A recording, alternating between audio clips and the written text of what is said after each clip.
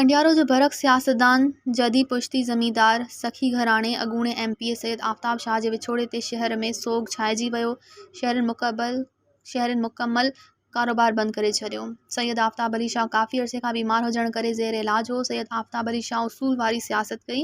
हिन सादात घराणे जूं इलाइक़े जी अवाम लाइ अणगणियूं ख़िदमतूं आहिनि। संदसि विछोड़े ते इलाइक़े जी अवाम खे दिली सदमो पहुतो आहे।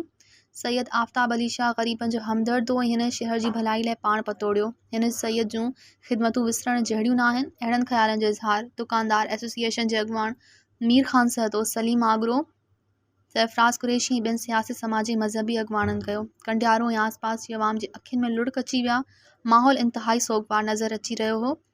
हर हिक जी ज़बान ते सैयद आफ्ताब अली शाह जूं अवाम लाइ कयल ख़िदमतूं ॿुधण पिया आयूं। मज़ीद ख़बरनि ऐं तफ़सीलात लाइ विज़िट कयो असांजी वेबसाइट www.awamiNewsHD.com ऐं ॾिसंदा रहो अवामी न्यूज़ HD।